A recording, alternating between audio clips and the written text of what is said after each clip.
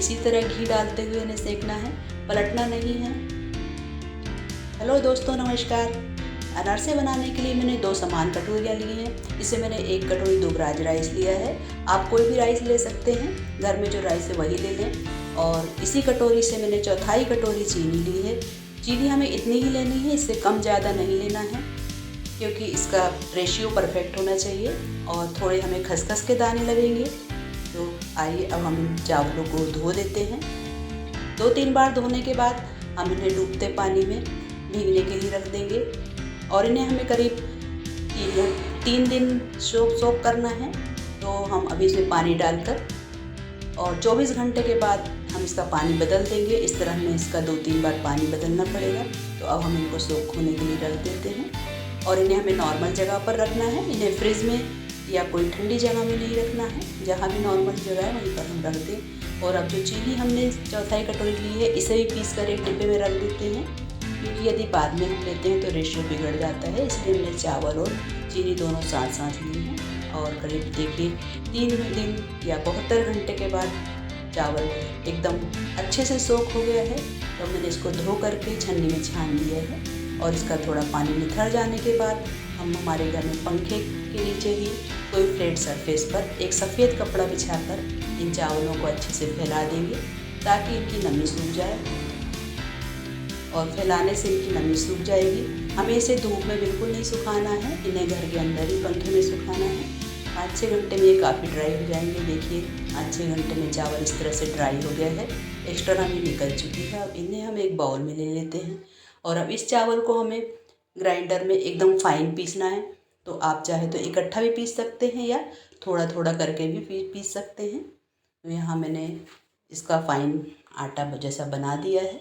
और अब इस चावल के आटे को हम मैदा की छन्नी में छान लेंगे, क्योंकि मैदा की छन्नी एकदम बारीक होती है, उसी में हमें छानना है। इस तरह से हम छान लेंगे। और जो बचा हुआ चावल आएगा उसे भी हम दोबारा पीस लेंगे। देखिए मैंने इसको भी पीस लिया है। अब हमारा पूरा चावल का आटा एकदम एक बराबर फाइन पिसा हुआ है। इसमें कोई मोटा दाना या कुछ नहीं बचा है। इसे हम एक प्लेट में खाली कर लेते हैं। और हमने जो अब शुगर पीस कर रखी थी ना पहले, चौथाई कटोरी, उसको अब हम यहाँ पर मिला देंगे। तो अब मैं चावल में सारी पिसी हुई शुगर मिला देती हूँ। ये बर्तन थोड़ा छोटा हो रहा है, इसलिए मैं थोड़ा बड़े बर्तन में इसको ट्रांसफ़र कर लेती हूँ। थोड़े चौड़े गहरे बर्तन में हम इसे डाल लेंगे और इसे अच्छे से हम मिक्स कर देंगे। और मिक्स करेंगे ताकि इसमें कोई लम्स ना रहे और चीनी और चावल का आटा अच्छे से मिक्स हो जाए। और अब हम इसके छोटे छोटे इस तरह से मीडियम साइज़ के लड्डू बना देंगे। सारे मिक्स के हमें इस तरह से लड्डू बना लेना है। देखिए मैंने सारे मिक्स के इस तरह से लड्डू बना लिए हैं। और अब हम एक कोई डिब्बा लेंगे, चाहे आप स्टील का भी ले सकते हैं, थोड़ा गहरा डिब्बा हो जिसमें ये सारे लड्डू समा जाएं। तो हम इसमें इस तरह से रख देंगे और इसको बंद करके हम 24 घंटे के लिए इसे इस तरह बंद नॉर्मल जगह पर ही रखेंगे। इन्हें फ्रिज में नहीं रखना है, नॉर्मली इसे बंद करके रहने देना है। और करीब 24 घंटे के बाद या 1 दिन के बाद हम खोलेंगे। और इस मिक्स में से हमें जितना मिक्स का हमें अनरसा बनाना है उतना हम निकाल लेंगे। और बाकी मिक्स को हम रहने देंगे। उनको हम 1-2 दिन बाद भी तुरंत बना ताज़ा ताज़ा अनरसा बना सकते हैं। तो मान लिया हमें इतना रखना है तो हम इतना आटा बंद करके फिर से रख सकते हैं।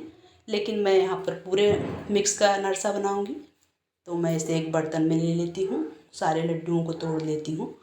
और यहाँ पर मैं थोड़ा सा मिक्स बचा कर रख रही हूँ। यदि आप बिगनर्स हैं तो आप भी थोड़ा मिक्स ज़रूर बचा कर रखें, क्योंकि जब हम इस मिक्स का आटा लगाते हैं तो बहुत जल्दी गीला होने के चांस ज़्यादा होते हैं। तो थोड़ा सा बैकअप हमें रखना बहुत ज़रूरी है। तो थोड़ा सा आटा मैं इसका मिक्स का बचा दे रही हूँ। और बाकी मिक्स को मैं अच्छे से मसल कर इसमें अब हमें थोड़ा थोड़ा दूध मिलाना है। दूध में मलाई नहीं होनी चाहिए, बिना मलाई का दूध लें और थोड़ा थोड़ा दूध मिलाएं। और इस मिक्स को आटे की तरह इकट्ठा करते जाएं, मलते जाएं। हमें एकदम दूध नहीं डालना है, क्योंकि ये मिक्स बहुत जल्दी पतला हो जाता है। इसलिए थोड़ा थोड़ा मिलाते हुए हम इसकी एक थोड़ी सख्त सी लोई बना देंगे। इस तरह मैंने थोड़ा थोड़ा दूध मिलाते हुए एक लोई बना दी है। अब ये लोई थोड़ी सी हल्की सी सख्त है। मैंने इसलिए सख्त रखा है क्योंकि इसमें चीनी और दूध है, थोड़ी देर बाद ये अपने आप और सॉफ्ट हो जाएगी। तो हम इसमें हल्का सा दूध छिड़क कर आधे घंटे के लिए रेस्ट दे देते हैं। और आधे घंटे के बाद हम देखेंगे कि ये थोड़ी और सॉफ्ट हो गई है।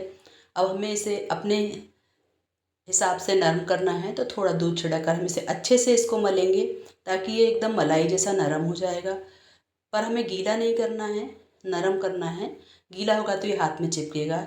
तो इतना करना है कि एक पेड़ा हम बनाएं, उसे हल्के से दबाएं तो आसानी से इस तरह से फैल जाए, हमें ज़्यादा प्रेशर लगाने की ज़रूरत ना पड़े और एकदम गीला भी ना हो, नहीं तो ये हाथ में चिपकेगा। और अब हम रोटी के पट्टे पर एक इसकी लंबी सी लोई बनाकर बराबर भागों में बांट लेंगे और एक प्लेट में ग्रीसिंग करके सारे पेड़े बनाकर रख लेंगे। अब हम गैस पर एक पैन गर्म करेंगे, उसमें घी डालेंगे, आप रिफाइंड ऑयल भी यूज़ कर सकते हैं। और अब हम इस तरह रोटी के पट्टे पर थोड़ा खसखस का दाना फैलाएंगे और एक पेड़ा इस पर रख कर इसको हल्के से प्रेस करते हुए हम ऐसा गोल गोल घुमाएंगे। ये अपने आप सब तरफ से एक बराबर बढ़ेगा और चूँकि इसमें नीचे खसखस के दाने हैं तो ये आराम से खिसकेगा।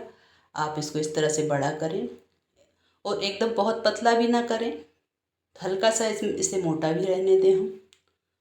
और इस तरह से हमें गोल पेड़ा को फैला करके अनारसा का शेप दे देना है। और अब हम इसे घी में तल लेते हैं। आँच हमें मीडियम लो ही रखनी है, भूल कर भी आँच तेज़ नहीं करना है। मीडियम लो फ्लेम पर ही हमें इन्हें सेकना है। और हम थोड़ी देर हम इसे डालने के बाद नहीं हिलाएंगे, थोड़ी देर के बाद ये अपने आप खिसकेगा। तब हम इसको ऊपर से इस तरह से घी उछालते हुए सेकेंगे। हमें इसे पलटना नहीं है, बस इसी तरह ऊपर घी उछालते हुए सेकना है। और अब हम इसको कढ़ाई में किनारे थोड़ा देर रख देंगे और इसे अब कढ़ाई से बाहर निकाल लेते हैं। देखिए इतना सुंदर सा सुनहरा सा अनारसा तैयार हुआ है।